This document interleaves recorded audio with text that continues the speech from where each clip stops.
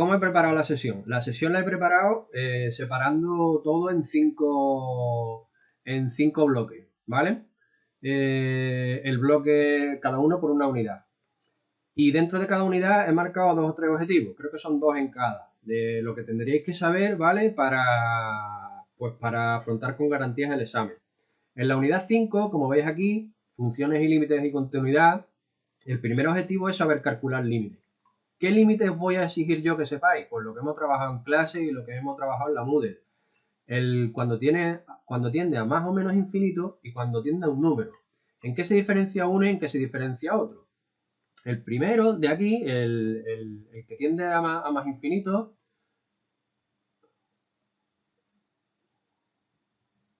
perdón por la letra. ¿Qué ocurre? Pues que en primera instancia, cuando nosotros lo evaluamos, sale infinito partido por infinito, sin el signo. Ya recuerdo que en clase lo primero que hacíamos era esto, evaluar el infinito. El grado del de arriba en este caso es igual que el grado del de abajo, y esto hay una técnica que dice que cuando los grados son iguales, pues que tengo que dividir los coeficientes y ese límite daría menos 3, ¿vale? ¿Cómo se resuelve realmente esta indeterminación? La indeterminación se resuelve pues de la siguiente manera. El límite cuando x tiende a ¿qué? Los límites cuando tienden a menos infinito hay que hacer el cambio x, donde pongo x, tengo que poner menos x, ¿vale? De tal manera que si veo x cubo, lo que tengo que cambiar es menos x cubo. Y mediante ese cambio puedo trasladar el límite, que sé averiguarlo en más infinito, puedo trasladarlo de menos infinito a menos infinito. Lo que estamos haciendo es transformar los signos positivos en negativos y los negativos en positivos. Con lo cual, el menos infinito de aquí, el límite pasa a más infinito y las x pasan a menos x. Haciendo esa transformación me llevo el límite en menos infinito al más infinito que sé realizarlo, ¿vale? X cubo se transforma por menos x cubo. Por tanto, este menos 3x cubo, como x cubo se transforma en menos 3x cubo, menos 3 por menos, pues eso se transforma en 3x cubo. Y la parte de atrás, más 1, no se transforma en nada, más 1. La parte de abajo, el x cubo lo transformaron en menos x cubo. Y el menos 4x, como la x pasa a menos x, menos por menos 4, pues el menos 4 se transforma en 4, ¿vale? Y obtenemos ese nuevo límite de ahí. Una vez que he transformado el límite en el más infinito, ya podemos calcular. ¿Cómo se resolvía este límite? Este límite, la manera que tenemos de resolverlo es dividiendo por el monomio de mayor grado. En este caso dividimos entre x cubo. Dividimos todo entre x cubo. Por tanto, el primer elemento se me queda en 3, el segundo se me queda en 1 partido por x cubo y todo abajo se me queda en menos 1 porque estoy dividiendo entre menos x cubo y aquí me queda 4 partido por x cuadrado. ¿Qué significa eso? Pues que cuando yo hago tender a más infinito estos elementos de aquí, 1 partido por infinito, eso tiende a 0, esto tiende a 0, ¿y qué me queda? 3 partido por menos 1, que da menos 3, que era lo que habíamos previsto al principio porque la división de coeficientes era 3 entre menos 1, que es menos 3. Pero repito, ese acuerdo al que nosotros hemos llegado, o esa regla, que no es una regla matemática, lo de dividir los coeficientes, la explicación es esta, ¿vale? Bueno, ¿en qué se diferencian los límites? Cuando la determinación que se crea es infinito partido por infinito, a cuando la indeterminación que se crea al evaluar el límite en un número, en este caso en el 2, si sustituimos el 2 en la expresión del límite, esto sale 2 al cubo, que es 8, menos 8, eso sale pues 0. En la parte de abajo, 2 al cuadrado, que son 4, más 2 de aquí 6, menos 6 de aquí, eso sale 0. Esto me vuelve a generar una indeterminación que tengo que arreglar. ¿Y cómo se arreglaban este tipo de indeterminaciones? Pues ya como bien sabéis, eso significa que yo al estar evaluando en el 2, arriba obtengo un factor x menos 2. Estoy obteniendo un factor x menos 2. Y abajo también estoy obteniendo otro factor x menos 2. Que estos dos factores son los culpables de que obtenga, al sustituir el 2, 0 y 0. ¿Vale? Si os fijáis en la parte de arriba, esto de aquí es sacando factor común x por x cuadrado menos 4, ¿vale? ¿Cómo factorizo esto? Pues x menos 2 por x más 2, porque esto es una identidad notable que es este paréntesis de aquí, y la x, que la pongo detrás mismo, esta x detrás, que es la que está delante, aquí multiplicando la pongo aquí.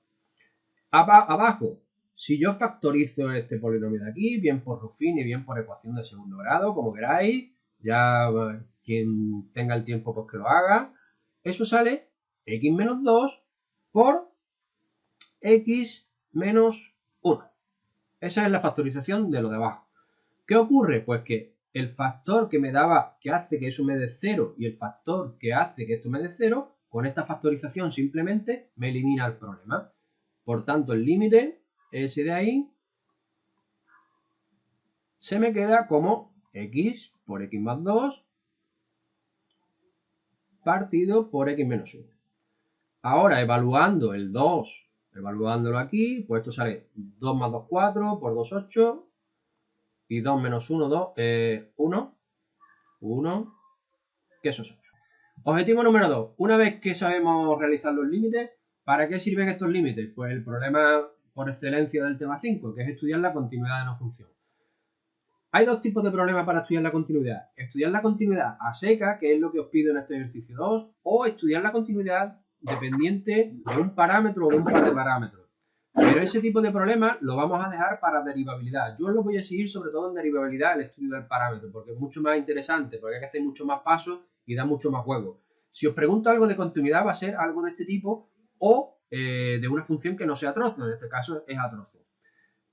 ¿Cómo resolvemos este ejercicio? Estudia la continuidad de la función f de x a dos trozos, ¿vale? A izquierda del 0 y a derecha del 0. ¿Qué es lo primero que tenemos que hacer? Como bien hemos dicho en clase, cuando estábamos por la unidad, en este caso, la primera rama, que es f1 de x, lo podemos llamar menos 3x cuadrado más 5, es un polinomio, esa es un polinomio, este polinomio es continuo en todo R y en particular para los números menores que 0. Por lo tanto, esta función no tiene problemas ninguno. ¿Qué le ocurre a la segunda función? Que la segunda función, esta de aquí, esta segunda rama, ¿qué le ocurre en el 3? Aquí abajo el 3 anula el denominador, pero x igual a 3 está en la zona esta de aquí, pues sí. Como si está, f de segunda, la segunda rama, no es continua en x igual a 3. Por lo tanto, ya la función de momento, f de x no es continua en x igual a 3. ¿Qué pasa en el resto de puntos? Estamos estudiando cada rama por separado. Primero hay que estudiar la rama. Si esta tiene problema, que no lo tiene, y esta si tiene problema, que sí lo tiene en el 3. Por tanto, como la segunda rama tiene problema en el 3, la f de x, mi función, tiene un problema en el 3 y no es continua. ¿Dónde está el otro posible problema de la continuidad? En el 0, porque hay un salto de esta rama a esta rama. Por tanto, estudiamos, vamos a estudiar, perdón por la letra, la continuidad en x igual a 0. ¿Eso qué quiere decir? Pues que tengo que aplicar la definición de continuidad en el 0, que no es más que calcular f de 0 y ver si ese valor en el 0 coincide con el límite. Esa es la definición de continuidad. Pero al ser una función a trozos, yo el límite no lo puedo estudiar como he estudiado los límites anteriormente, sino que tengo que estudiarlos por la izquierda y por la derecha, porque por la izquierda se acerca por una rama y por la derecha se acerca por la otra rama. Por tanto, primero evalúo en el 0, que en el 0 me vengo para acá. En el 0 evalúo aquí, que es 0 más 5 igual a 5. ¡Ay, que se ha borrado! F de 0 vale 5. Y ahora, el límite, cuando x tiende a 0 por la izquierda, de menos 3x cuadrado más 5, eso vale 0. ¿Qué ocurre por la derecha? Pues por la derecha Será 5, ¿no? 5, No sí, puede perdón. ser 5, Sí, vamos, porque está incluido, ¿no? 5, 5, perdón. Antonio, Sí, que el 0 está incluido en la segunda función, en la ¿no? segunda o en la primera. Es que no la he visto, un momentín. Es que se me borra, no me he querido ir para atrás porque se me borra. Ah, está incluido en la segunda, perdón. Claro, entonces no sería Aquí, 5, sería menos 1, ¿no? correcto. F de 0. Hay que sustituirlo aquí, que es menos 1. Y ahora, límite por la izquierda sería 5. Límite por la derecha aún más. Coincide efectivamente con el valor en el número. ¿Qué ocurre con estas tres condiciones? Los límites laterales tienen que ser iguales para que el límite global tenga un único valor. Como no son, ¿vale? Esto significa que f de x no es continua en x igual a 0. ¿Acaba aquí el ejercicio? No. Hemos dicho ya en clase muchísimas veces que el ejercicio acaba haciendo un resumen de dónde es continua la función. Pues mi f de x, ¿dónde es continua? Pues en todo R menos dónde. Hemos dicho que en el 0, porque estamos calculando aquí. ¿Y dónde más? En el 3, que era donde no era continua la rama f2. ¿Vale? El ejercicio acabaría ahí. Hemos estudiado la continuidad de una función desde menos infinito hasta más infinito. Repito, si me pidieran en concreto que estudiara la continuidad en un solo punto, en el 0, en el 2, en el 1, pues me dedico a estudiar solamente la continuidad ahí. Pero si no me dicen nada, como es el caso, tengo que estudiarla en todo el rango, en todo el rango de valores, desde menos infinito hasta más infinito. ¿Ok?